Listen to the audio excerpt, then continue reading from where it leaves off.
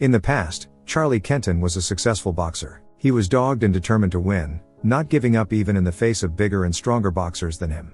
But now everything has changed. Human boxers have been replaced by robots starting in the year 2020. Charlie did not get down and tried to make a career in roboboxing, but he made too many bad decisions that left him owing large sums of money to everyone he knew.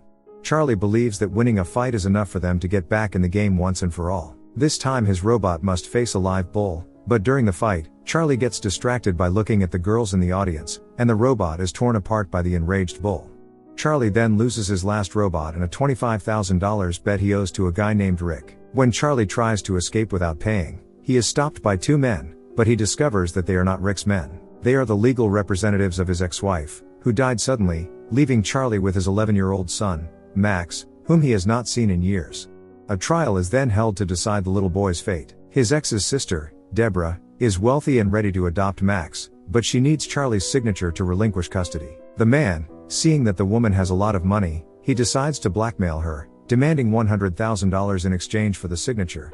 Marvin, Deborah's husband, agrees to pay Charlie, and he promises him another $50,000 if Charlie will keep Max with him during the summer, because the couple has already booked a vacation in Europe. Charlie, being in debt, accepts anything to get the money. We find out that Charlie lives in the gym with Bailey, the daughter of his former boxing master, and the gym belongs to the girl. Charlie has not paid her rent for months, and she is having trouble supporting the gym, which is why they fight constantly. The little boy, Max, does not want to be with his father, and he has found out that Marvin gave him $100,000, so he demands half the money and promises that he will disappear for the rest of the summer and not bother him.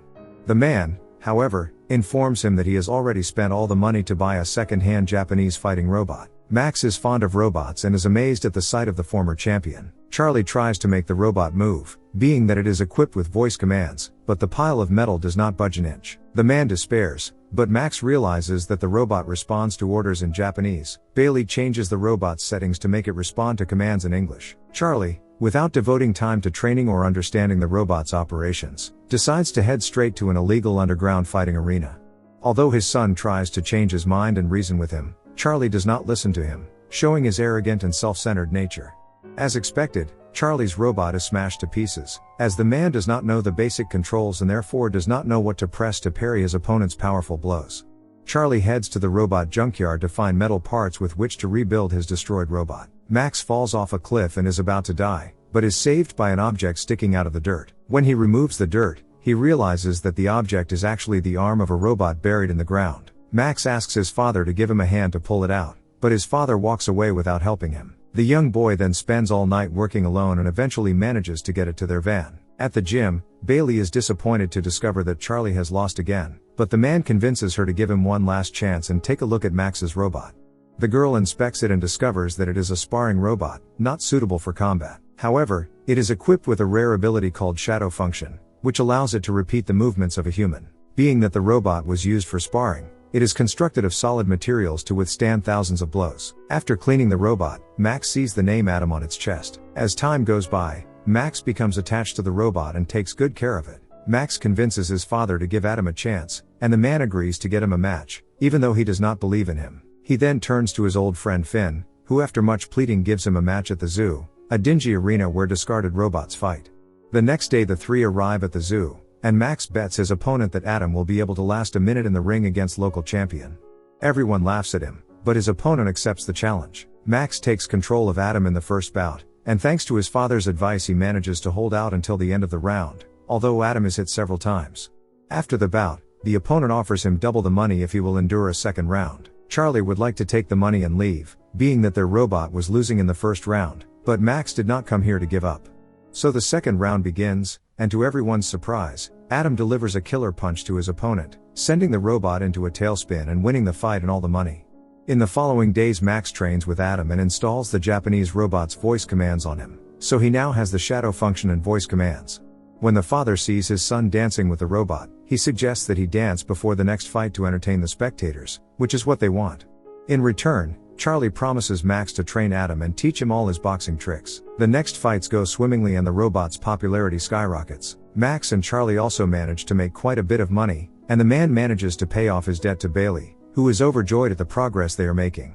The girl, in fact, cheers for Adam every time he fights, watching the fights at the bar or listening to them on the radio. Some time passes and Adam is invited to fight at the Real Steel Arena, a prestigious tournament. However, before the initial bout, they are invited by Farah Limkova for a negotiation. Farah Limkova is a successful entrepreneur in the field of robot fighting, and her champion, Zeus, is still unbeatable, as he was designed by the best technicians in the industry. The woman offers to buy Adam for $200,000, as long as the robot does not participate in the Real Steel Arena. Charlie, hearing the sum, is about to accept, but Max stops him and firmly rejects the offer. When they leave the woman's office, Max explains that the woman wants to buy Adam because she is afraid of him. He has grown attached to the robot and will not sell it to anyone. Adam's first match at the Real Steel Arena then begins, and as always the robot comes to the ring dancing with Max. His opponent is a two-headed robot run by two trainers at the same time, and indeed early in the first round he dominates Adam with ease. Charlie, however, identifies his opponent's weak point, namely his right shoulder, and uses this to turn the tide. Adam eventually wins his first bout. Max is so excited and enthusiastic that he grabs the microphone and confronts Limkova, mocking her for her sleazy attempt to buy Adam and publicly challenging Zeus.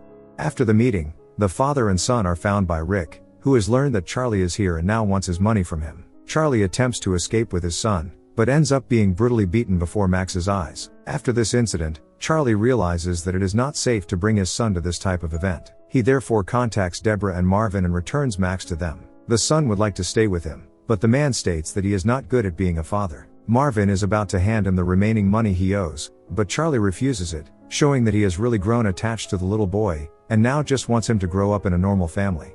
When Charlie returns to Bailey, the woman makes him realize that it is not too late to change, and that Max is her son and she must fight for him. Realizing his mistake, returns to Max and apologizes. Max, happy, accepts, especially when he sees that Adam is also here. Charlie informs the little one that Limkova has accepted the challenge, so they still have one more fight to go. The big day arrives and the stadium fills with fans who can't wait for Zeus to tear little Adam apart. Rick is also here, and he bets Adam $100,000 that he will lose in the first round. Finn accepts the bet. When the fight begins, Zeus immediately starts off with a well-struck punch and knocks Adam out. Charlie only manages to land a few punches, but throughout the round he finds himself in the corner of the ring defending himself. At the end of the first round Max's robot is still standing but battered. Rick tries to run away because he does not have the money to pay Finn, but the latter finds him. The duel continues and Adam cashes in on Zeus's deadly blows while remaining on his feet, much to the amazement of the audience and Zeus's engineer. In the third round, Zeus damages Adam's voice command module, and the robot is no longer able to hear Carly's commands. Max suggests to his father that he take advantage of the shadow function and show the world his boxing skills. Having no other choice, the man agrees. The round begins and Charlie does not attack but merely defends himself against Zeus' attacks. His plan is to make him overheat and lose his energy, which happens toward the middle of the round, and Adam immediately goes off on a counterattack taking advantage of the moment. The end of round bell saves Zeus from defeat, and the audience is thrilled with the spectacle. However, the judges announce that Zeus won on points, although the audience thinks otherwise. Charlie, however, is proud of his son and their robot, so they celebrate in the ring as Bailey arrives to hug them. The audience applauds them as they are the true heroes of the evening. Subscribe for more videos like this one, turn on notifications, and leave a like to help grow the channel. Thanks for watching.